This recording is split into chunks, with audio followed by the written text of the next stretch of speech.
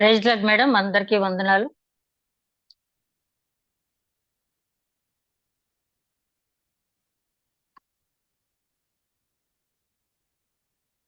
ఆ దేవాదేవుడు మళ్ళీ మనకి ఇట్లాంటి అవకాశం కలుగజేసినందుకు ఆయన మరొకసారి వందనాలు చెల్లించుకుంటూ,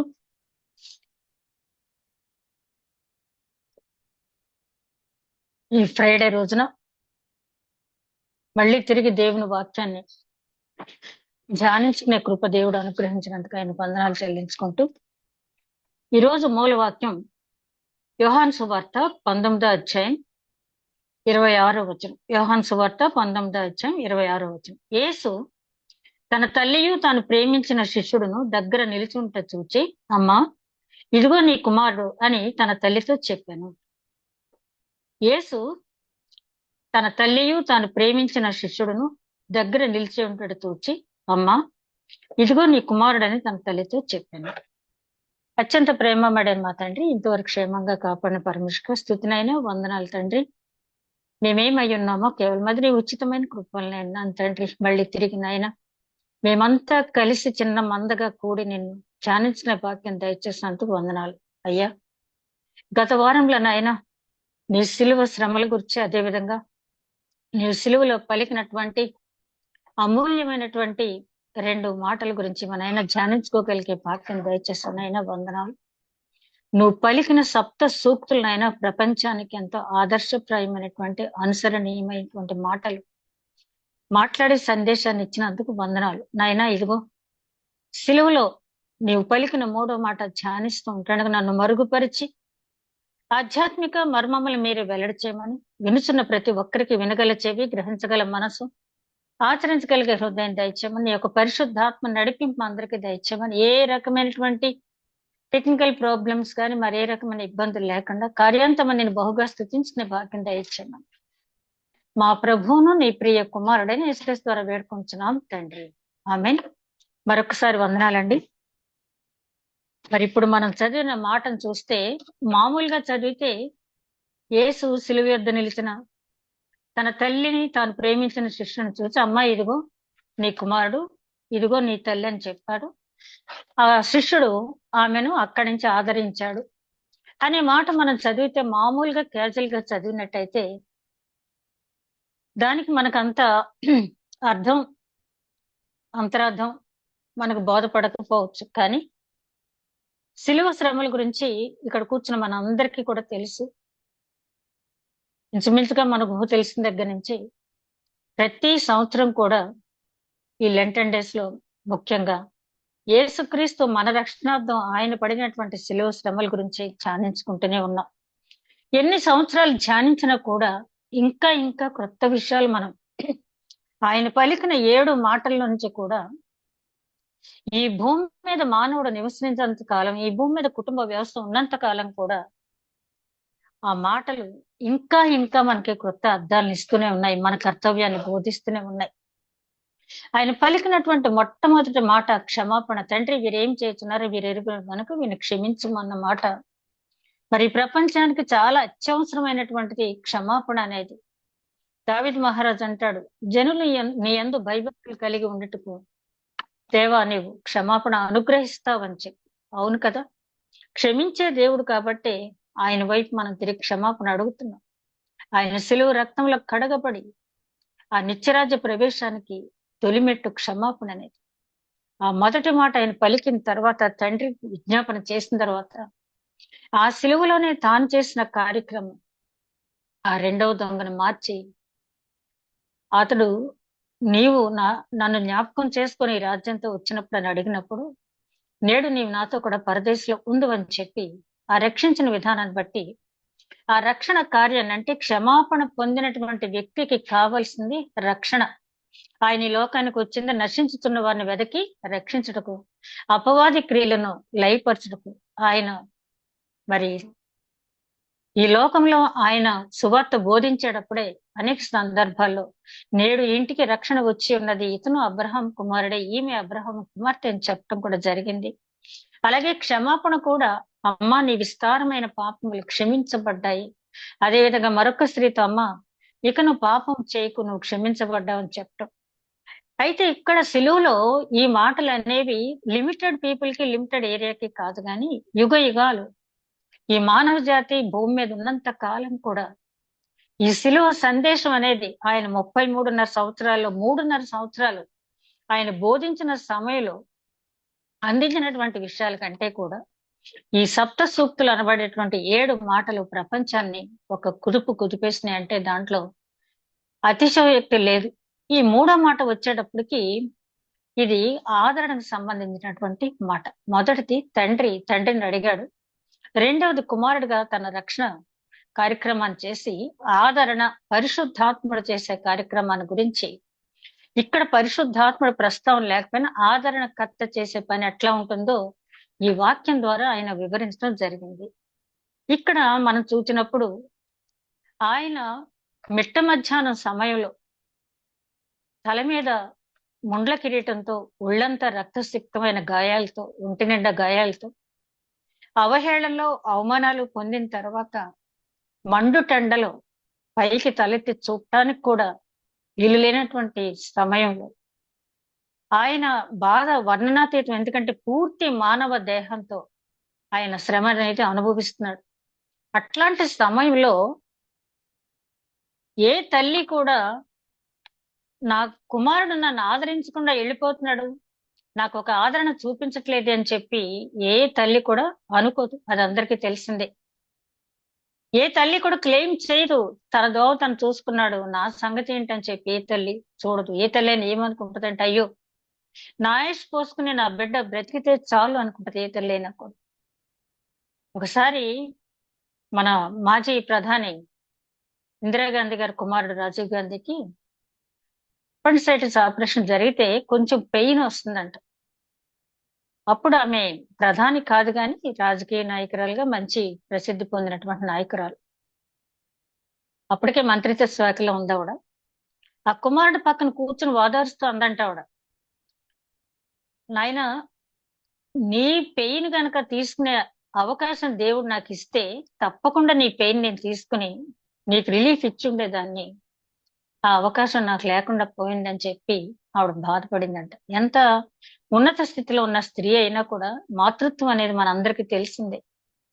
తన బిడ్డ అపురూపంగా పెంచుకున్నటువంటి బిడ్డ పూర్తి మానవ శరీరంతో ఆయన పడుతున్న శ్రమను చూసిన తల్లి అక్కడ తల్లడిల్లిపోతుంది. నా కుమారుడు నన్ను ఆదరించాలి, నాకు ఒక దారి చూపించాలి అని చెప్పి ఆవిడ అనుకోవట్లేదు. కానీ ఆ కుమారుడు చెప్పినట్టుగా ధర్మశాస్త్రం నెరవేర్చడానికి వచ్చాను కానీ దాన్ని కొట్టివేయటానికి నేను రాలేదు. ప్రవక్తల మాటలు గాని ధర్మశాస్త్రంలో ఒక్క మాట గాని ఆకాశం భూమి గతించిన అందులోంచి ఒక్క మాట కూడా కొట్టివేయబడదు అని చెప్పారు ఆయన.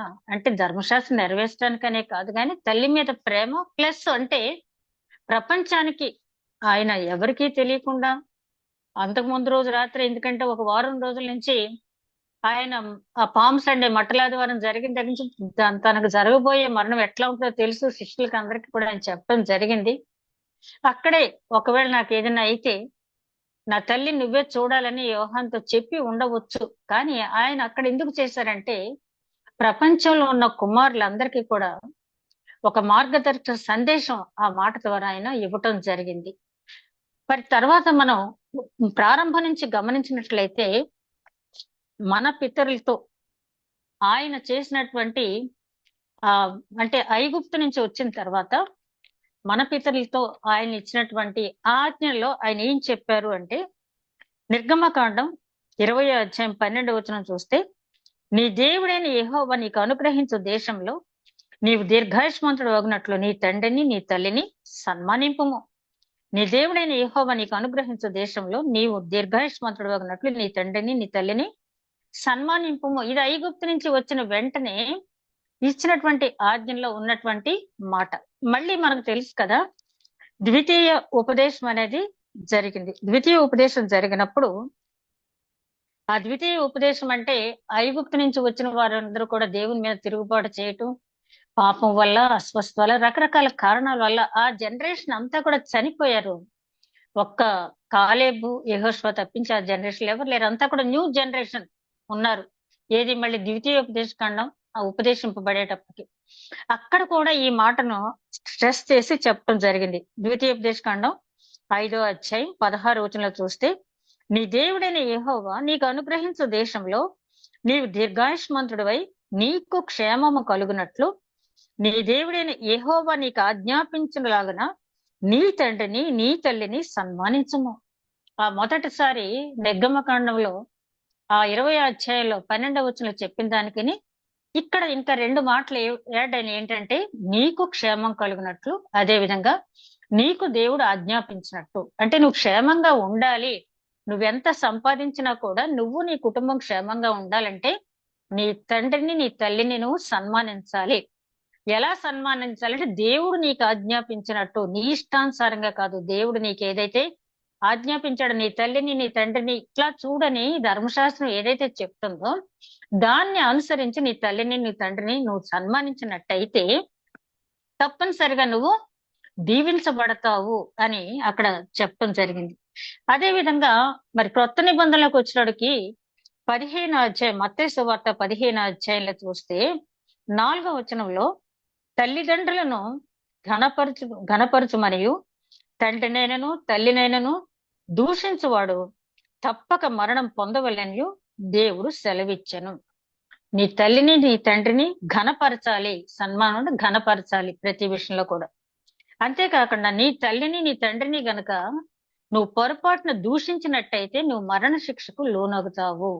ఎంత అంటే ఇక్కడ నిర్గమకాండంలో చూసాం, ద్వితీయోపదేశకాండంలో చూసాం, మళ్ళీ క్రొత్త నిబంధనలో యేసుక్రీస్తు కూడా మళ్ళీ దాన్ని రిపీట్ చేసి, ధర్మశాస్త్రంలో అన్న మాటని మళ్ళీ రిపీట్ చేసి, ఒకవేళ నీ తల్లిని గాని నీ తండ్రిని గాని నువ్వు దూషించినట్టయితే నువ్వు మరణపాత్రుడు అవుతావు అని చెప్పడం జరిగింది. అదే విధంగా ఎఫెసీయులకు రాసిన పత్రిక 6వ అధ్యాయం 2-3 వచనాలు చూసినట్టయితే, పౌలు గారు ఎఫెసీయులకు రాసిన పత్రిక 6వ అధ్యాయం 2-3 వచనాలు చూస్తే, నీకు మేలు కలుగునట్లు నీ తండ్రిని తల్లిని సన్మానింపుము, అప్పుడు నీవు భూమి మీద దీర్ఘాయుష్మంతుడు అగుదువు. ఇది వాగ్దానంతో కూడిన ఆజ్ఞలో మొదటిది. ఆయన చాలా చక్కగా వివరించి చెప్పారు. ఏంటంటే, నువ్వు దీర్ఘాయుష్మంతుడు కావాలి, నువ్వు క్షేమంగా బ్రతకాలంటే నీ తండ్రిని నీ తల్లిని సన్మానించు. దీంతో పాటు దేవుడు అంటే ఆజ్ఞలలో ఇప్పుడు దేవుణ్ణి మొదటి ఆజ్ఞ 2వ ఆజ్ఞలో అక్కడ వాగ్దానం కాదు, 3వ ఆజ్ఞ విశ్రాంతి దినాన్ని పాటించమన్నారు. అంటే డైరెక్ట్ వాగ్దానం కాదు, కానీ ఈ 4వ ఆజ్ఞ దగ్గరికి వచ్చినప్పుడు నువ్వు ఆ విధంగా చేసినట్టయితే నువ్వు దీవించబడతావు, నువ్వు క్షేమంగా ఉంటావు, నువ్వు దీర్ఘాయుష్మంతుడు అవుతావు అని చెప్పడం జరిగింది. పౌలు గారు చాలా చక్కగా వివరించి చెప్పడం జరిగింది. 4 సార్లు నిర్గమకాండంలో, ద్వితీయోపదేశకాండంలో, తర్వాత మత్తయి సువార్తలో, తర్వాత పత్రికలో ఎఫెసీయులకు రాసిన పత్రికలో కూడా ఇదే మాటని ఎందుకు నొక్కి నొక్కి చెప్పాల్సి వచ్చింది. నిర్గమకాండంలో అంటే మన పితరుల సమయానికి ఒకటి ఏదైనా ఆజ్ఞ అనేది ఎందుకు వస్తుందంటే, చెప్పిన మాట వినకుండా, అంటే ఎవరి విధులు వాళ్ళకి సక్రమంగా నిర్వహించుకున్నట్టయితే ఏ ఆజ్ఞ జారీ చేయవలసినటువంటి అవసరం అనేది లేదు. అంటే ఆ సమయానికి ఆ బిడ్డలు అప్పట్లో ఉన్న వాళ్ళే తల్లిదండ్రులకు అవిధేయులైన బిడ్డలుగా, తల్లిదండ్రుల మీద తిరుగుబాటు చేసే బిడ్డలుగా, తల్లిదండ్రులు దూషించే బిడ్డలుగా, తల్లిదండ్రులను లెక్క చేయని బిడ్డలుగా, తల్లిదండ్రులు నిరాధారంగా చేసే బిడ్డలుగా ఉన్నారు. కాబట్టి అక్కడ ఒక ఆజ్ఞగా ఇవ్వబడింది.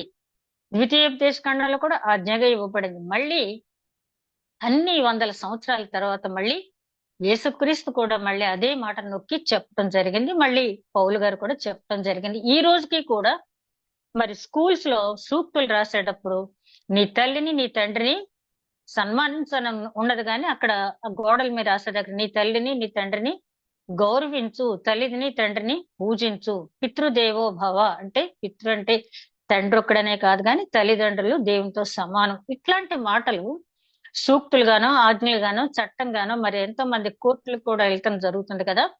ఎందుకు అంటే తల్లిదండ్రులకు అవిధేయైన బిడ్డలు అంతకంతకు పెరిగిపోవటం వల్ల ఇట్లాంటి పరిస్థితి అనేది ఏర్పడుతూ ఉంది. అంతేకాదు లేవీకాండంలో దేవుడు అంటాడు, లేవీకాండంలో మనం చూసినట్లయితే 19వ అధ్యాయం 13వ వచనంలో, నేను పరిశుద్ధుడనై ఉన్నాను కనుక మీరును పరిశుద్ధులై ఉండాలంటే మీ తల్లిదండ్రులు సన్మానించండి.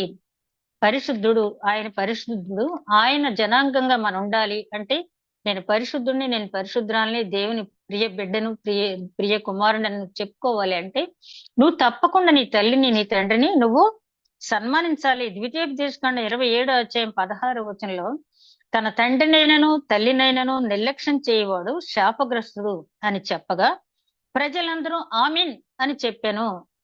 అంటే తన తల్లిని తండ్రిని దూషించేవాడు శాపగ్రస్తుడు అనగానే ప్రజలందరూ ఏమన్నారు? ఆమీన్, అలాగే జరుగును గాక అని చెప్పారు.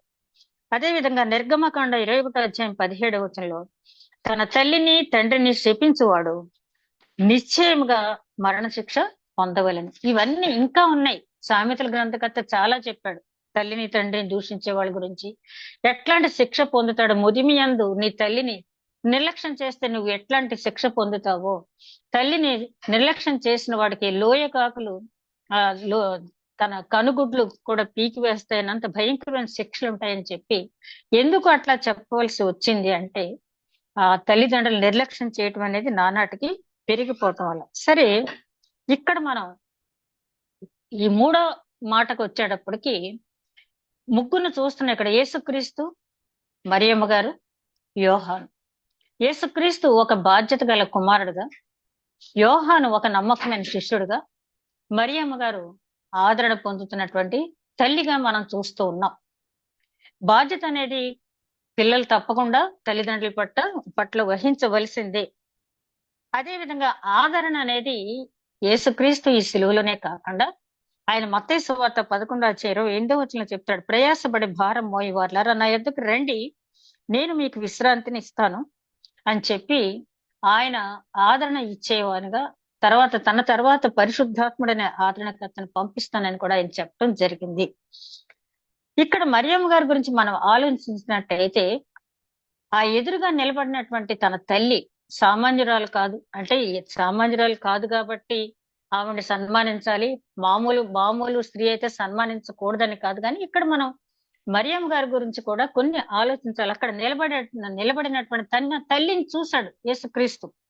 ఆమె పరిశుద్ధురాలు, అంటే తన లోకానికి మానవ రూపంలో రావటానికి దేవుని చేత ఎన్నుకోబడినటువంటి ఒక పరిశుద్ధురాలైనటువంటి స్త్రీ. ఇదివరకు కూడా నేను గుర్తు చేశాను, పరిశుద్ధత అంటే కేవలము శరీర సంబంధమైనదే కాదు, కానీ purity in body, purity in heart, purity in mind, మనస వాచ కర్మణ పరిశుద్ధత అనే ఉన్నవారిని ఆయన ఎన్నుకున్నాడు. ఎందుకంటే అప్పట్లో చాలా మంది స్త్రీలు కన్యకలుగా ఉండి వారి గర్భాన యేసుక్రీస్తు పుట్టాలని ఎదురు చూశారు. కానీ వారందరికంటే క్వాలిటీస్ ఉన్న స్త్రీ కాబట్టి, జ్ఞానవంతురాలు, దైవ సంబంధమైన జ్ఞానం కలిగినటువంటి పరిశుద్ధురాలు కాబట్టి ఈవిడ ఎన్నుకోవటం అనేది జరిగింది. అంత మాత్రమే కాకుండా ఈమెకి అప్పుడు వయసు మహా ఉంటే ఒక 16 సంవత్సరాలు ఉండవచ్చు.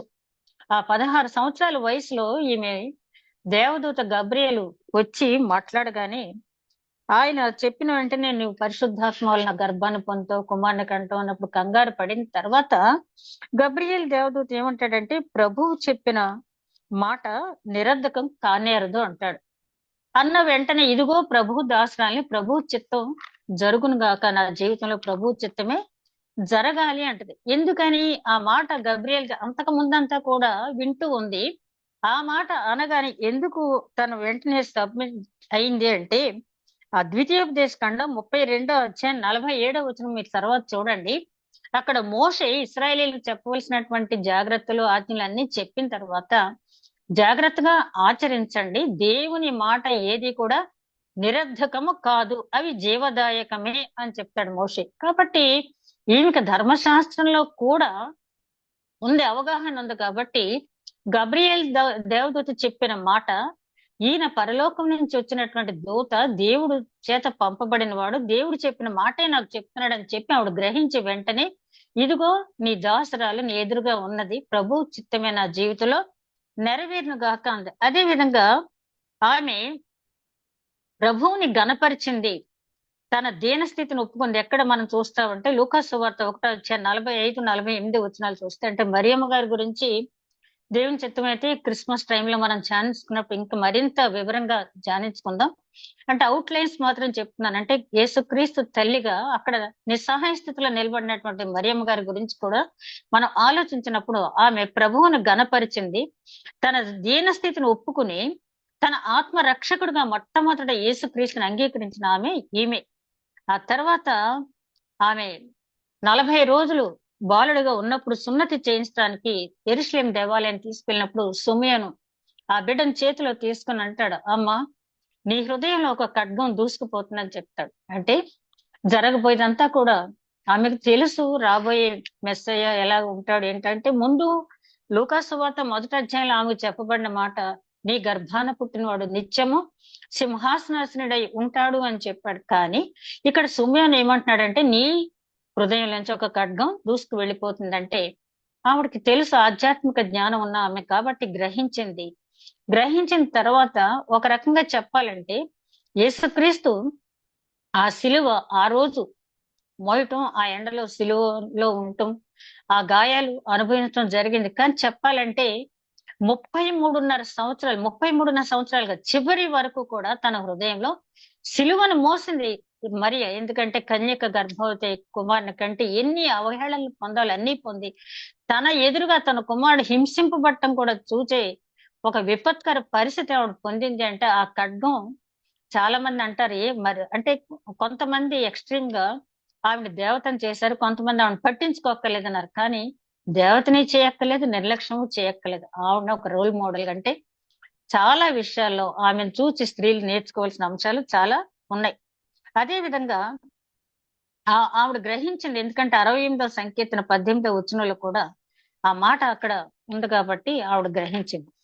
తర్వాత మన మరియమ్మ గారి విషయానికి వస్తే దేవుని గణపరచడం మాత్రమే కాకుండా ఆమె తన జీవితాన్ని అప్పగించుకుంది. అప్పగించుకున్న తర్వాత ఆ 2వ అధ్యాయం 43వ వచనంలో మనం చూస్తే యెరూషలేము దేవాలయానికి యేసుక్రీస్తుని తీసుకుని వెళ్ళారు యోసేపు మరియమ్మ గారు. అప్పటికి యేసుక్రీస్తు వయసు 12 సంవత్సరాలు. యూదుల ఆచారం ప్రకారం 12 సంవత్సరాల వరకు బిడ్డ తల్లి వెంటే ఉంటాడు, 12 సంవత్సరాల తర్వాత తండ్రి వెంట ఉంటాడు.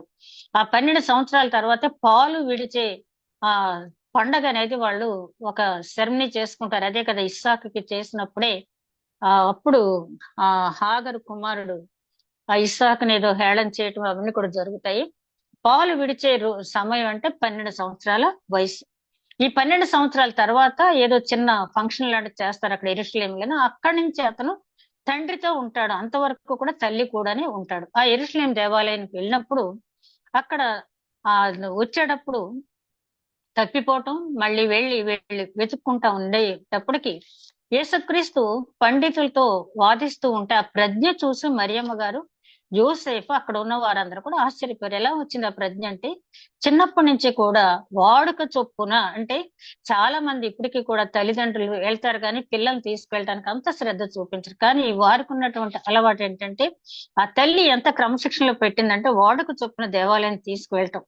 అదే విధంగా మరి కనాను వివాహ సమయంలో కూడా ఆమె ఆ ద్రాక్షారసం అయిపోయినప్పుడు ఆ కుమారుని అడుగుద్ది, ఇక్కడ కొరత ఏర్పడింది అంటే తనకు తెలుసు తన కుమారుడు వల్ల ఆ కొరత తీరుతుంది. అదే కాకుండా మేజర్ అయ్యాడు, ఆయన 30 సంవత్సరాలు దాటినాయి కాబట్టి ఇక అతను బోధకి వెళ్ళటానికి ముందుగా ఒక సూచక క్రియ అనేది, యూదులు ఎప్పుడు కూడా సూచక క్రియలు ఆశించే మనుషులు కాబట్టి అక్కడ జరిగితే తన కుమారులో ఉన్నటువంటి దైవత్వాన్ని అందరూ కూడా గుర్తిస్తారు అనే ఇదిలో చెప్పినప్పుడు అమ్మా నాతో నీకేం పని అని చెప్పి అన్నప్పటికీ కూడా ఆయన నా కుమారుడు అయ్యి ఉండి నన్ను ఇట్లా అన్నాడేంటని అనుకోలేదు. కానీ నా కుమారుడు ఏది మాట్లాడినా కూడా దాంట్లో అంతరార్థం ఉంటుందని చెప్పి అక్కడ కూడా కుమారుడు వెంటనే వాళ్ళతో ఏం చెప్పింది, ఆయన చెప్పినది చేయుడి.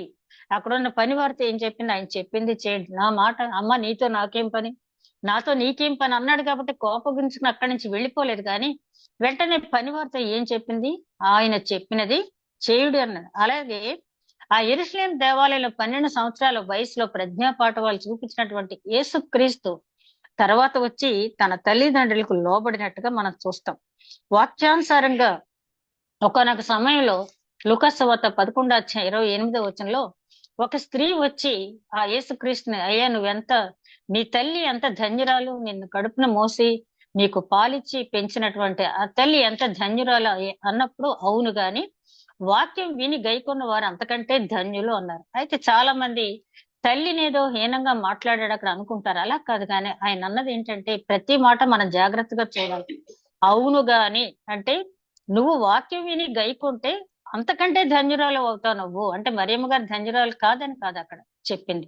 అదే కదా పరిసయుడు సుంకరి ప్రార్థన చేసినప్పుడు సుంకరి ప్రార్థన విన్నాడు ఆయన, అతనికంటే ఇతను నీతిమంతుడిగా తీర్చాడని ఉంటది, అంతేగాని పరిసయ్యుడిని పట్టించుకోలేదని అక్కడ లేదు. ప్రతిది కూడా వాక్యం మనం జాగ్రత్తగా చూసినప్పుడు మాత్రమే మనం అర్థం చేసుకోగలం. అదే విధంగా ఆయన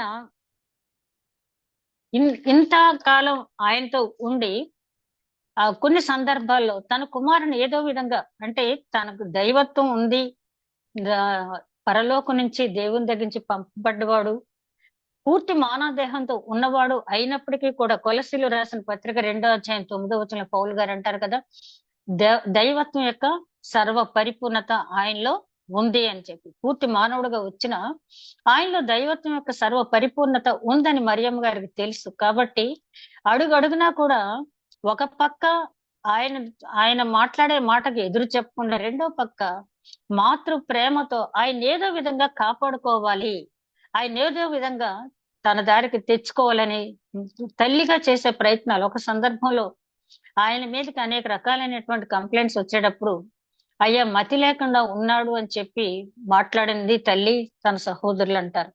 అక్కడ కూడా ఏంటంటే, ఏదోలేండి మా అబ్బాయి మతి లేక మాట్లాడాడని అంట.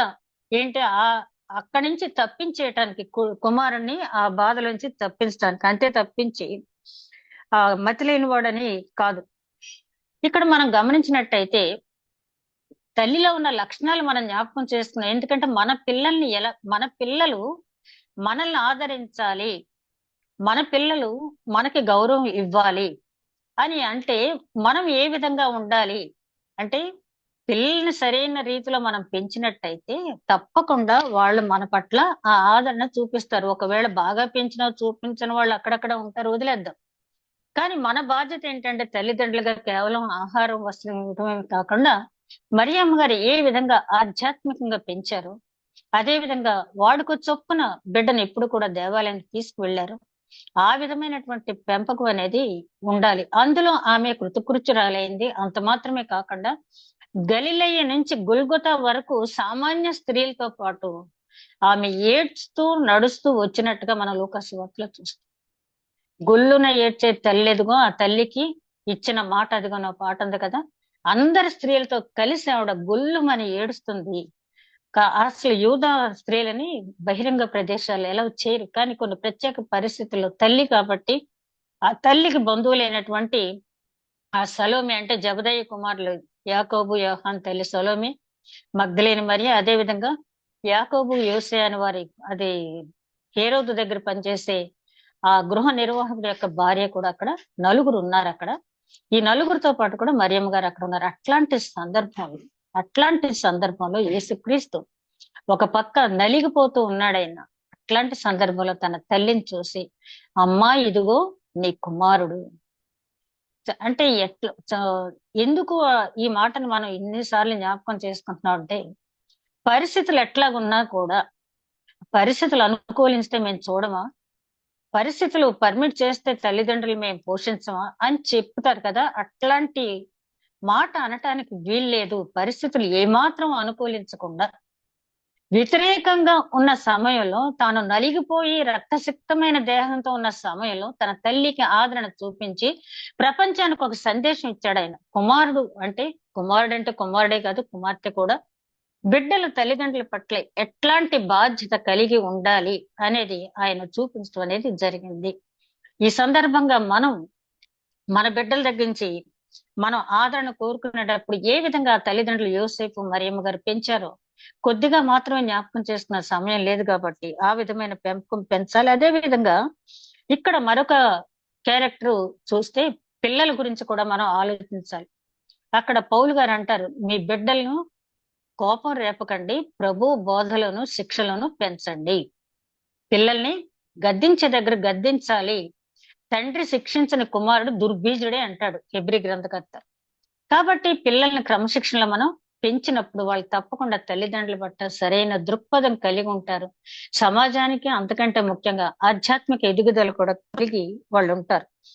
పిల్లల బాధ్యత కూడా మనం గమనించినట్టయితే ఈ రోజుల్లో పిల్లల బాధ్యత గురించి ఎక్కువగా మాట్లాడుకోవాలి. ఎందుకంటే ఒకప్పుడు తల్లిదండ్రుల కంటే కూడా ఇప్పుడు తల్లిదండ్రులు తమ కంఫర్ట్స్ అన్ని వదులుకొని తన విలాసవంతమైన జీవితం కూడా వదులుకొని తమ కంటే ఒక స్టెప్ తమ బిడ్డలు పై స్థానంలో ఉండాలని చెప్పి నేటి తల్లిదండ్రులు ఒక రకంగా చెప్పాలంటే ఎన్నో త్యాగాలు చేస్తూ ఉన్నారు బిడ్డల గురించి.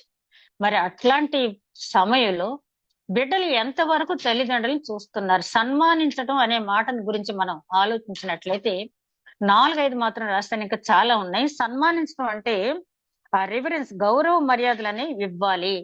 అంటే వృద్ధాప్యంలో ఉన్నప్పుడు కూడా తల్లిదండ్రులు చాలా బలంగాను, వయసులో ఉన్నప్పుడు మాత్రమే వారికి గౌరవం ఇవ్వటం మాత్రమే కాకుండా వృద్ధాప్యంలో కూడా వారికి ఇవ్వాల్సినటువంటి మర్యాద బిడ్డలనేది ఇవ్వాలి.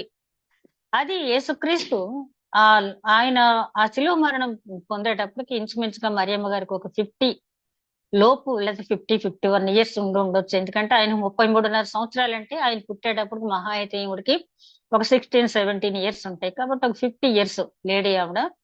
వృద్ధాప్యంలో ఉన్నా కూడా ఆ రోజుల్లో 60 ఇయర్స్ ఉంటేనే వృద్ధుడు. పౌలు గారు అంటాడు కదా, 60 ఇయర్స్ వయసులోనే పిలోమోనుకు రాసిన పత్రికలో వృద్ధుడనైన నేను అంటాడు. అప్పటికి ఆయన 60 ఇయర్స్. ఆ రోజుల్లో 60 ఇయర్స్ అనేది వృద్ధాప్యం లెక్క. అట్లాంటిది మరియమ్మ గారిని ఆయన చాలా గౌరవించి ఆమెకు ఆదరణ చూపిస్తూ ఉన్నాడు. అంటే ఆమె బ్రతకలేదా అంటే కుమారుడిగా తన రెస్పాన్సిబిలిటీ చూపించాడు. ప్రతి బిడ్డ కూడా ఈ 3వ వచనం ద్వారా నేర్చుకోవాల్సింది తన తల్లిదండ్రుల్ని గౌరవించాలి. వృద్ధాప్యంలో ఉన్నారు కదా అని చెప్పి గౌరవం లేకుండా, ఎట్లా పడితే వాళ్ళని అడ్రస్ లేకుండా, సంబోధన లేకుండా మాట్లాడే బిడ్డల్ని ఈ రోజుల్లో చాలా మందిని చూస్తున్నాం. ఆ రకంగా ఉన్నట్టయితే వారికి అది క్షేమం కాదు. అదే విధంగా సన్మానించడం అంటే తల్లిదండ్రుల పట్ల రెస్పాన్సిబిలిటీ తీసుకోవాలి, కుటుంబ బాధ్యతలు తీసుకోవాలి. ఏదో తీసుకొచ్చి పేరెంట్స్ డే రోజున ఒక దండ వేసి కేక్ కటింగ్ చేసి ఫోటోలు తీసి, ఈ రోజుల్లో అది ఎక్కువైపోయింది కదా, ఫేస్బుక్ లోను వాట్సాప్ లో పెట్టేసి పేరెంట్స్ డే రోజున నా తల్లిని తండ్రిని ఎలా చూస్తారని చెప్పుకోవటం కాదు. గాని తల్లిదండ్రులు సన్మానించడం అంటే వాళ్ళ బాధ్యత. వాళ్ళ వాళ్ళ బాధ్యతలో పాలు పంచుకోవాలి. యేసుక్రీస్తు మరి 30 సంవత్సరాల వరకు కూడా 12వ సంవత్సరంలో యెరూషలేం దేవాలయంలో ఆ పాలు విడిచిన ఆ ఫంక్షన్ అయిన దగ్గర నుంచి కూడా ఆయన తల్లిదండ్రులకు లోబడి ఉండెను అని ఉంది. ఆయన వాళ్ళ నాన్నగారు చేసే కార్పెంటరీ వర్క్ లో, ఆ వడ్రంగి పనిలో తను కూడా సహాయం చేశాడు. పెద్ద కుమారుడుగా ఆ ఇంటి కుటుంబ బాధ్యత తీసుకున్నాడు. అది తల్లిదండ్రులు సన్మానించడం అంటే. అంత మాత్రమే కాకుండా ఆధ్యాత్మిక జీవితంలో కూడా కుమారుడుగా ఇంటికి ఒక రోల్ మోడల్ గా ఉన్నాడు. మనం చూసినట్టయితే ఆయన అన్నదమ్ములు ఇద్దరు కూడా, యాకోబు యూదా కూడా యేసుక్రీస్తుని సిలువ వేసేటప్పుడు సిలువ వేయమని పలికే గుంపులో వాళ్ళు ఉన్నారు. కానీ పునరుత్థానుడైన యేసుక్రీస్తుని చూసిన తర్వాత ఒక్కసారి వాళ్ళంతా రికలెక్ట్ చేస్తున్నారు. మా అన్న మాతో ఉన్నప్పుడు ఎట్లా ఉన్నాడు, ఆయన చెప్పిన మాటలను అప్పుడు మేము విశ్వసించలేదు, కానీ ఆయన నిజంగా దైవ కుమారుడు అని వాళ్ళు విశ్వసించారు. వాళ్ళు కూడా ఎంతో ఆత్మరక్షణ పొందారు. కాబట్టి ఒక కుమారుడుగా, జ్యేష్ఠ కుమారుడుగా ఆ ఇంటి బాధ్యతలు ఆయన తీసుకున్నాడు. అదే విధంగా ఆధ్యాత్మిక జీవితం కూడా, ఒకప్పుడు తండ్రి యాజకుడు ఇంట్లో, తండ్రి లేని అప్పుడు పెద్ద కుమారుడే యాజక స్థానంలో ఉండేవాడు. అలా చూసినట్టయితే కుమారుడుగా అటు భౌతిక పరంగాను ఇటు ఆధ్యాత్మికంగా కూడా యేసుక్రీస్తు ఎంతో బాధ్యత తీసుకున్నాడు. ఆయన చూసిన మనము ఈ రోజు యవ్వన కాలంలో ఉన్న బిడ్డలు నేర్చుకోవాల్సింది ఏంటంటే, నీ తల్లిని నీ తండ్రిని సన్మానింపుము అంటే ఏదో ఒక ఉద్యోగమో ఏదో ఒక వర్క్ చేసి వాళ్ళని పోషించాలి. వాళ్ళని పోషించగలిగినంత కాలం మిమ్మల్ని పోషించిన తర్వాత, ఆ తర్వాత వాళ్ళ మీద ఎంతకాలం డిపెండెన్స్ గా ఉండకుండా వాళ్ళని పోషించడమే, వాళ్ళని సన్మానించడం. అంతే తప్ప సంవత్సరానికి ఒకసారి ఏదో దండ వేసి సన్మానించడం అని కాదు. అదే విధంగా ఆ రెస్పాన్సిబుల్ తర్వాత చారిటీ అనేది కూడా ఉండాలి. అంటే చాలా మందిని చూస్తున్నాం ఈ రోజుల్లో, అక్కడక్కడ చూస్తున్నాం. తల్లి తండ్రులు పోయిన తర్వాత అన్యుల్లో, అంటే నాన్ క్రిస్టియన్స్ లో ఉన్న ఒక ఆచారం ఏంటంటే, తల్లి గాని తండ్రి గాని పోతే ఆ తర్వాత వచ్చే పండగల్లో ఆ తల్లి తండ్రి పేరున బట్టలు పెట్టి వాళ్ళ గృహాల్లో వాళ్ళ బంధువులు ఉన్న పేదవాళ్ళని పిలిచి ఆ బట్టలు పెట్టడం, అదే విధంగా వాళ్ళకి భోజనం పెట్టడం, లేకపోతే వాళ్ళకి ఏదైనా ఇంకా ఇచ్చి సంతోష పెట్టి పంపించడం అనేది నాన్ క్రిస్టియన్స్ లో ఇప్పటికీ కూడా కొనసాగుతూ ఉంది. కానీ మన వాళ్ళు చాలా ఆధ్యాత్మిక చింతన ఎక్కువ ఉన్నవాళ్ళు కాబట్టి మొన్నైపోయింది అంటారు. కానీ అలా కాకుండా చారిటీ అనేది చాలా, అంటే తన తల్లి తండ్రి పేరున కొంతమంది బస్ షెల్టర్స్ అని, ఆర్ఫనేజ్ అని ఇట్లాంటివి కట్టించి తన తల్లిదండ్రుల పట్ల వారికి ఉన్నటువంటి ప్రేమను చాటుకోవటమే కాకుండా సమాజానికి కొంత ఉపయోగపడే పని చేస్తూ ఉన్నప్పుడు ఆ తల్లి ఆ తండ్రి వీళ్ళని ఎంత చక్కగా పెంచారు. ఆ తల్లి తండ్రి వీళ్ళని మంచి క్రమశిక్షణలో పెంచబట్టి ఈ రోజు ఈ రకంగా ఆ బస్ షెల్టర్ లో కూర్చున్నప్పుడు, ఆ బస్ షెల్టర్ మీద తల్లి పేరు తండ్రి పేరు ఉన్నప్పుడు వాళ్ళు ఎంతో సంతోషిస్తారు అక్కడ సేద తీరేవాళ్ళు. కాబట్టి చారిటీ అనేది ఉండాలి. తర్వాత తల్లిదండ్రుల పట్ల ఉండవలసిన కనికరం అనేది ఉండాలి. ఆ తల్లిదండ్రులు శారీరకంగా పూర్తిగా కొన్నిసార్లు పిల్లల మీద డిపెండ్ అయ్యే పరిస్థితి రావచ్చు. అట్లాంటప్పుడు విసుక్కోకుండా, నా చిన్నప్పుడు నా తల్లి నా తండ్రి మరి నాకు చేయవలసినటువంటి డ్యూటీస్ ఎన్నో చేశారు వాళ్ళు. అట్లాంటి చేసిన వాళ్ళు ఈ రకంగా ఉన్నారు కాబట్టి అప్పుడు నాకెంత ప్రేమగా, ఎంత ముద్దుగా వాళ్ళు చేశారో అంత నేను చెయ్యాలి అనుకుని చేయాలే తప్పించి, ఏదోలే అని చెప్పి విసుక్కుంటూ, కసుక్కుంటూ చేయటం కాదు గాని, యేసుక్రీస్తు అంటాడు కదా! వాళ్ళని చూస్తే ఆ నాయీని విధవరాలు కుమారుడు చనిపోయినప్పుడు ఆమెను చూసి కనికరపడ్డాడాయన. కనికరం అనేది ఆ కడుపులోనంట పేగులు కదిలించేస్తది. అంటే నీ తల్లి గాని, నీ తండ్రి గాని నిస్సహాయ స్థితిలో ఉన్నప్పుడు నీకు ఆ కనికరం అనేది వారి పట్ల ఉండాలి. లేకపోయినట్లయితే లేదు. ఆ కనికరం ఉండటమే నువ్వు నీ తల్లిని, నీ తండ్రిని సన్మానించడం. నువ్వు రెస్పాన్సిబిలిటీ తీసుకోవాలి. వారి పేరున కొన్ని మంచి కార్యక్రమాలు చేయాలి. అదే విధంగా వారి పట్ల నువ్వు కనికరం చూపాలి. చాలా మంది అంటారు, వాళ్ళ సంగతి మీకేం తెలుసండి? ఏరా మీ అమ్మని చూడలేదు, మీ నాన్న చూడలేదంటే, వాళ్ళ సంగతి మీకేం తెలుసండి? అలాగా ఇలాగంటారు. చూడకపోవటానికి చాలా కారణాలు చెప్పొచ్చు. కానీ చూడటానికి ఒకటే కారణం. నీ తల్లి నిన్ను నవమాసాలు మోసి పెంచింది. నీ తండ్రి నీకు విద్యాబుద్ధులు చెప్పి నువ్వు సమాజంలో ఒక వ్యక్తిగా నిలబడటానికి ఎన్ని త్యాగాలు చేశాడో నీకు తెలియదు కదా! ఆ ఒక్క రీజన్ చాలు నువ్వు తల్లిదండ్రులు చూడటానికి. అంతే తప్పించి చూడకుండా ఉండటానికి అనేకమైన మార్గాలు చెప్పొచ్చు. కానీ సన్మానించడం అంటే వాళ్ళకి అవసరంలో ఉన్నప్పుడు నువ్వు తప్పనిసరిగా కనికరంతో నువ్వు చూడాలి. అదే విధంగా ఆ వాళ్ళకి కొంత ప్రాధాన్యత కూడా ఇవ్వాలి. ఎప్పుడు కూడా ఒకవేళ తల్లిదండ్రులు ఏదైనా కోరుకున్నట్టయితే, నీకేం తెలుసులేమో. నేను మొన్న ఒక రీల్స్ చూస్తున్నాను. ఒక 80 ఇయర్స్ ఓల్డ్ వుమెన్, ఆవిడ్ని ఆవిడ కూతురు వీల్ చైర్ లో ఒక షాపింగ్ మాల్ కి తీసుకొచ్చింది యుఎస్ లోని. అక్కడ వాళ్ళందరూ కూడా చాలా సరదాగా మాట్లాడుతున్నారు ఆవిడతో. ఇంటి దగ్గర ఉంటే ఆవిడని ఎందుకు ఇబ్బంది పెడతాం, ఏదైనా కావాల్సింది తీసుకెళ్ళి ఇవ్వచ్చు కదా అంటే, ఆ డాక్టర్ అంటాను, నో నో, నేను తీసుకెళ్లి ఇచ్చే కంటే ఈ మాల్లో ఆవిడని ఇలా తిప్పి నీకు కావాల్సింది కొనుక్కో అంటే ఆవిడ చాలా సంతృప్తిగా, నేను అంతకంటే ఖరీదైన తీసుకువెళ్ళినా కూడా ఆవిడ పొందే సంతృప్తి కంటే ఆవిడ చూసి కొనుక్కున్న దాంట్లో ఆవిడ సంతృప్తి పొందుద్ది. అది ప్రాధాన్యత ఇవ్వటం అనేది. నీకేం తెలుసులే, నీకు నీకంత జ్ఞానం లేదులే, నేను తెచ్చింది ఏదో తీసుకో అనే మాటలు బిడ్డల దగ్గర నుంచి తల్లిదండ్రులు ఎక్స్పెక్ట్ చేయరు. సన్మానించడం అంటే వాళ్ళకి ప్రాధాన్యత ఇవ్వాలి. అదే ఇప్పుడు మనం చూసిన మత్తయి సువార్త 15 అధ్యాయం 4 వచనం క్రింద వచనాల్లోకి వెళ్తే అంటాడు అక్కడ యేసుక్రీస్తు ఏమంటాడంటే, నీ తల్లిని తండ్రిని ఘనపరచు. ఎలా ఘనపరుస్తావంటే, నీ తల్లి తండ్రి ఏదైనా ఒక వస్తువు అడిగినప్పుడు అది విలువైనది అనుకో, ఆ విలువైన వస్తువు నీకు ఇవ్వటానికి ఇష్టం లేకుండా ఉండి నువ్వేమంటావంటే కుర్బాన్ అంటే అది దేవార్పితం, దేవుడికి ఇచ్చేసానులేమ్మా, అది దేవుడికి ఇచ్చేసానులే నాన్న అని చెప్పి అనొద్దు. వాళ్ళకి కొన్ని సెంటిమెంట్స్ ఉంటాయి. నేను ఇక్కడ ఉంటానో, ఆ వస్తువు కావాలనో, ఆ ప్రదేశంలో ఉంటానో కొన్ని సెంటిమెంట్స్ ఉంటాయి. ఆ సెంటిమెంట్స్ నువ్వు గౌరవించు.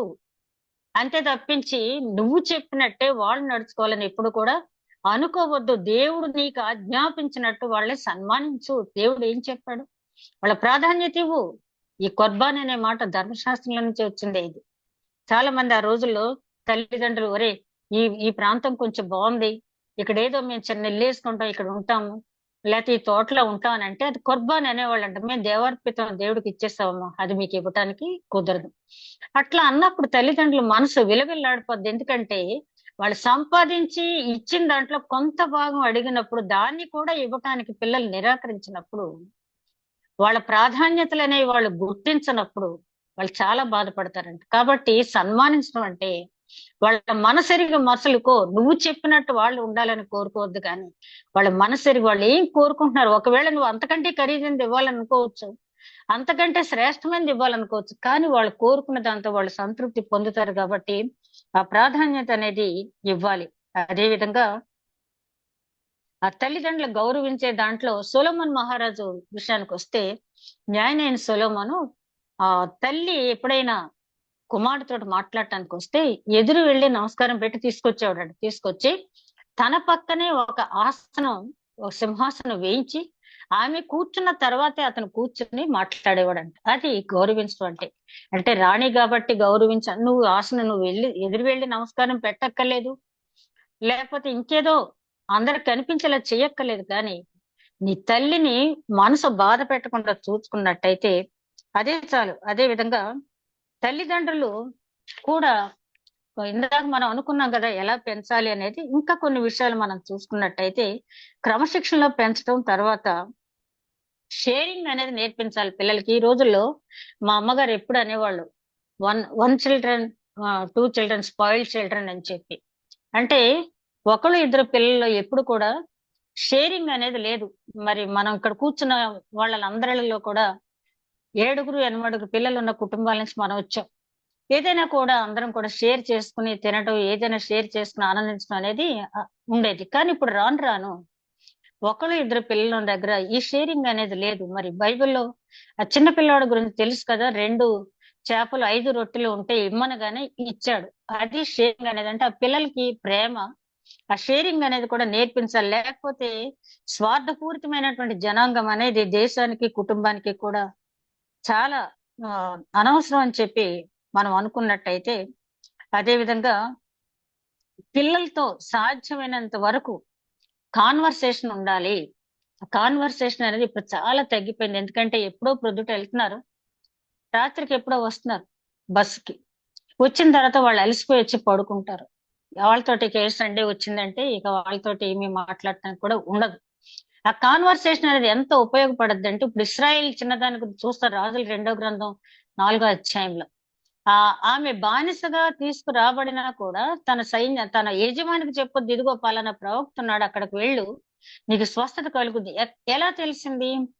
ఆ తల్లిదండ్రులు ఆ చిన్నతనంలో నా బిడ్డ ఇంట్లో ఉన్నప్పుడు ఆ సంభాషణ జరగబట్టి పలానా ప్రవక్త అని చెప్పగలిగింది. అదేవిధంగా యోసేపు జీవితాన్ని మనం చూసినట్లయితే 17 సంవత్సరాలు మాత్రమే యాకోబు దగ్గర ఉన్నాడు. ఆ తర్వాత ఐగుప్తు దేశానికి వెళ్ళిపోయాడు. అక్కడ ఏమి అతను చర్చికి వెళ్ళలేదు, సండే స్కూల్కి వెళ్ళలేదు, అక్కడేం వాక్యం లేదు. తండ్రి తనకు చెప్పిన మాటల ఆధారంగానే ఎంతగా ఎదిగాడంటే, ఆ ఐగుప్తు ఆ ఫరో, ఆ పోతిఫెర భార్య ప్రొవోక్ చేసినా కూడా దేవునికి విరోధంగా ఈ పని నేను ఎట్లా చేయగలను అంటే, దేవునికి విరోధమైనది ఏది, దేవునికి ఇష్టమైనది ఏది అనేది ఎవరు చెప్పారు అతనికి? 17 సంవత్సరాలు తండ్రితో ఉన్నాడు. ఇప్పుడు కూడా తండ్రి దగ్గరే ఉండేవాడు కదా చిన్న బిడ్డ. ఆ కాన్వర్సేషన్ అనేది ఉండాలి. ఆ కాన్వర్సేషన్ ఒకటి, ఇప్పుడు హన్నాన్ గురించి మనం చదువుతాం సమూయేలు గ్రంథం 1వ గ్రంథంలో 1వ అధ్యాయంలో 28వ వచనంలో, ఏలితో చెప్పు దయ్యా, నువ్వు అప్పుడు చెప్పావు కదా ముందటికి నీకు బిడ్డ పుడతాడు అని చెప్పి అన్నావు కదా, అలాగే నాకు బిడ్డ పుట్టాడు, ఇదిగో తీసుకొచ్చాను, ఈ బిడ్డను ప్రతిష్ఠిస్తున్నాను దేవుడికి నేనని చెప్పింది. చెప్పినప్పుడు అప్పటికే ఇంకా సంతానం కూడా కలిగింది ఆవిడకి. ప్రతిష్ఠిస్తున్నాను అని చెప్పినప్పుడు ఆ తల్లి నోట్లోంచి మాట అలా రాగానే అక్కడ బిడ్డ మొక్కుతున్నాడు దేవుడికి. ఆ వాక్యం ఒకసారి చూడండి, సమూయేలు 1వ గ్రంథం 1వ అధ్యాయం 28వ వచనం. తల్లి ఎప్పుడైతే ప్రతిష్ఠిస్తున్నాను అని చెప్పిందో వెంటనే బాలుడైన సమూయేలు అక్కడ మొక్కాడంటే, ఆ కాన్వర్సేషన్ ఇంటి దగ్గర, బాబు నేను ఇలా మొక్కుకున్నాను, నువ్వు ఇలా పుట్టావు, కాబట్టి నిన్ను దేవుడికి నేను సమర్పించుకుంటున్నాను అని చెప్పడంతో అంతా అర్థం చేసుకున్నాడు. కాబట్టి అలాగే మోషే గురించి కూడా మనం చూసినప్పుడు యొకేబేదు, అమరామ కూడా దేవుని ఆజ్ఞకు భయపడక మోషేని పెంచారు. అదే మోషే విషయంలో కూడా రాజాజ్ఞకు భయపడక ఐగుప్తు ధనాన్ని అంతా కూడా విడిచిపెట్టేశాడని. మనం ఎట్లా ఉంటే మన బిడ్డలు అట్లాగే ఉంటారు. రోల్ మోడల్స్ గా మనం ఉండాలి. ఈ 3వ మాటలో తల్లిదండ్రులు, అదే విధంగా కుమారుడు, అదే విధంగా ఇంకా యోహాను గురించి చూసినట్టయితే, యోహాను యేసుక్రీస్తుకి ఇష్టమైనటువంటి శిష్యుడు. యేసుక్రీస్తుకి ఇష్టమైనటువంటి శిష్యుడు. యోహాను సువార్త 13వ అధ్యాయం 23వ వచనం తర్వాత చూడండి, యేసు రొమ్మును ఆనుకున్నటువంటి శిష్యుడు అని వ్రాయబడింది. దేవుని ప్రేమ ఏంటో తెలియచేయగలిగాడు. ఇప్పుడు కూడా దేవునితో సహవాసం చేసిన శిష్యుడు, ఎక్కువగా దేవుని చేత, యేసు చేత ప్రేమించబడినటువంటి శిష్యుడు. అక్కడ ఎంతో మంది ఉన్నారు, కానీ ఎవరికి అప్పచెప్పలేదు తన తల్లిని. తన శిష్యుడికి యోహానికి ఎందుకు అప్పచెప్పాడంటే, నమ్మకమైన శిష్యుడు. గురువు ఎక్కడుంటే శిష్యుడు అక్కడే ఉండాలి. గురువు ఏ విధంగా నడిస్తే శిష్యుడు, ఆ శిష్యుడికి ఉండవలసిన లక్షణాలు యెషయా గ్రంథం 50 అధ్యాయంలో చాలా చక్కగా ఉంటుంది. ఆ శిష్యుడు ఎట్లా ఉండాలి అనేది. ఆ లక్షణాలు కలిగినటువంటి వాడు కాబట్టి, నమ్మకమైన శిష్యుడు కాబట్టి యోహానుకు అప్పచెప్పడం జరిగింది. యోహాను కూడా అదే తీసుకున్నాడు బాధ్యత. యోహాను గురించి మనం ఆలోచించినప్పుడు దేవుని ప్రేమని లోకానికి తెలియచెప్పినవాడు యోహాను. సువార్తలో ఆయన ప్రేమను గురించి వెల్లడి చేశాడు ప్రేమ స్వరూపిగా. 3 పత్రికల్లో కూడా ఆయన రాసిన 3 పత్రికల్లో కూడా సత్య స్వరూపి అయినటువంటి యేసుక్రీస్తుని చూపించాడు. ఆయన రాసిన ప్రకటన గ్రంథంలో ప్రేమతో గద్దిస్తూ మనల్ని ఆ నిత్యాగ్నికి లోను కాకుండా ఉండటానికి చేసిన హెచ్చరికల ప్రకటన గ్రంథం ద్వారా మనకి చూపించాడు. ఆ యోహాను పట్ల దేవుడు ఆయన యేసుక్రీస్తుకున్న నమ్మకాన్ని బట్టి అప్పచెప్పాడు. ఈ సంబంధాన్ని చాలా మంది ఆ సంఘము, అదే విధంగా మరియమ్మ గారు సంఘానికి ప్రతీక అని చెప్పి అంటారు. తల్లి సంఘాన్ని తల్లితో పోలుస్తాం కదా, ఆ సంఘాన్ని కాపరిగా యోహానికి అప్పగించారు అని చెప్పి చివరికి మరియమ్మ గారు ఆ ఎఫెసు పట్టణంలో యోహాను గారితో ఉండి అక్కడే మరణించడం జరిగింది. అక్కడ ఇప్పటికీ కూడా మరియమ్మ గారి సమాధి ఉంది. ఇప్పటికీ చాలా మంది సందర్శకులు వెళ్ళి చూస్తూ ఉంటారు. ఆ ఎఫెసి పట్టణానికి పేరు మార్చబడింది, అదేదో టర్కీ నేమ్ అనేది ఉంది. ఇలా బిడ్డల్ని కాన్వర్సేషన్ లేకపోతే చూడండి, సంసోను జీవితం మనం పరిశీలించినప్పుడు ఎంతో అడిగి పొందారు బిడ్డని. నాజీరిగా పెంచమన్నాడు దేవుడు, కానీ తర్వాత ఆ భయభక్తులతో ఆ బిడ్డని పెంచలేకపోయారు. తర్వాత ఎట్లాగైందో మనం చూస్తాం. ఇక ఎంత చెప్పినా వినని బిడ్డలు ఉంటారు. ఇప్పుడు సొలొమోన్ మహారాజు ఉంటాడు, దేవుడే చెప్పాడు బత్షెబ నాయన లెమూయేలు అని చెప్పి ఎంతో చెప్పింది, అయినప్పటికీ కూడా అతను వినిపించుకోక ఆ పతనమైపోయిన స్థితిని మనం చూస్తాం. అయితే ఈ 3వ వాక్యంలో మనం చూడవలసింది ఏంటంటే, తల్లిని ఆదరించడం అనేది, తల్లిని తండ్రిని సన్మానించడం అనేది ఏంటి అంటే, విపత్కర పరిస్థితులు అనుకూలించకపోయినా, వ్యతిరేకమైన పరిస్థితులు ఉన్నప్పటికీ కూడా తన తల్లిని గురించి మర్చిపోలేదు. ధర్మశాస్త్రాన్ని నెరవేర్చాడు. అక్కడ తన తల్లిని ఆదరించి తీరాల్సిన ధర్మశాస్త్రం ప్రకారం అతను ఏ పరిస్థితులు ఉన్నా కూడా. అదే విధంగా ఆ బిడ్డలు ఆ విధంగా అంత భయభక్తులతో ఉండాలంటే తల్లిదండ్రులుగా మనం తీసుకోవాల్సిన నేటి సొసైటీలో, ముఖ్యంగా ఈ మాట చెప్పాలంటే ఎంతసేపు అయినా చెప్పొచ్చు. నేటి సొసైటీలో ఈ మాటను ఎన్నిసార్లు తల్లిని తండ్రిని సన్మానించమంటే, ఆ సన్మానింపు అనే మాటలో ఎన్నో అర్థాలు ఉన్నాయి. మరి రెస్పాన్సిబిలిటీ, వాళ్ళకి ప్రాధాన్యత ఇవ్వటం, తర్వాత వాళ్ళ పట్ల కనికరం చూపటం, వాళ్ళ పేరుతో కొన్ని మంచి కార్యాలు చేయటం, అంటే చాలా ఉన్నాయి. అవన్నీ కూడా చేయటమే సన్మానించడం. కానీ ఏదో పేరెంట్స్ డే రోజు తీసుకొచ్చి తల్లికి ఒక చీర, తండ్రికి ఒక ఏదో చేసి పేరెంట్స్ డే అసలు పేరెంట్స్ డే అంటే ప్రతిరోజు తల్లిని తండ్రిని సన్మానించాలి. అది మన నాగరికత. కాబట్టి ఈ 3వ వాక్యం ద్వారా దేవుడు మనకిస్తున్నటువంటి సందేశం, నీ తల్లిని నీ తండ్రిని సన్మానింపు, దీర్ఘాయుష్మంతుడు వగినట్లు. అదే విధంగా తల్లిదండ్రులు కూడా ప్రభు బోధలు శిక్షణను పెంచాలి. అదే విధంగా యోహాను గారిని మనం చూసినప్పుడు, దేవుడు మనకు ఒక పని అప్పగించాలి అంటే నమ్మకమైన స్థితిలో మనం ఉన్నప్పుడు ఆయన ఈ పని ఈమెకి అప్పచెప్పాలి, ఈ పని ఈయనకి అప్పచెప్పాలి అని చెప్పి అనిపించే స్థితిలో మనం ఉన్నప్పుడు దేవుడు మనల్ని బట్టి సంతోషించి ఆ బాధ్యత అప్పగించినప్పుడు దాన్ని తీసుకుని యోహాను గారు ఏ విధంగా నెరవేర్చారో ఆ విధంగా మనకున్న సమయం చాలా కొద్ది సమయం, మనకిచ్చిన తలాంతులు బట్టి దేవుని రాజ్యానికి వారసులు అవటానికి ముందు ఆయన పని మనం చేద్దాం. అట్టి నడిపింపు దేవుడు మనకు అనుగ్రహించును గాక. దయగల మా ప్రభువా, నేను ధ్యానించిన వాక్యం నూరంతలుగా ఫలింప చేయండి. అవును ప్రభువా, నాయన లోకంలో ప్రస్తుతం ఎంతో మంది తల్లిదండ్రులు నిరాకరించబడుతున్నారు తండ్రి. ఓల్డేజ్ హోమ్లు అనేవి భారతదేశంలో కూడా నాయన పుట్టగొడుగులా వస్తున్నాయి తండ్రి. నాయన మరి క్రైస్తవ బిడ్డలు కూడా నాయన తల్లిదండ్రులు నిర్లక్ష్యం చేసి ఎవరైనా ఓల్డేజ్ హోమ్ లో పెట్టినట్టయితే నాయన ఈ వాక్యాన్ని నాయన శ్రద్ధగా ఆలకించి, ఓల్డేజ్ హోమ్ అనేది నాయన అనేది అసలు మన సంస్కృతిలో లేకుండా ప్రతి బిడ్డ కూడా తల్లిదండ్రుల్ని సన్మానించే కృప అనుగ్రహించమని, తల్లిదండ్రులు కూడా బిడ్డలను దేవుని దయలో, మనుషుల దయలో, వయసు ఎందను జ్ఞానమందును ఎదిగి వదిలేట్టు పెంచే భాగ్యం దయచు. మా ప్రభువును నీ ప్రియ కుమారుడని యేసుక్రీస్తు ద్వారా వేడుకొంచున్నాం తండ్రి. ఆమేన్.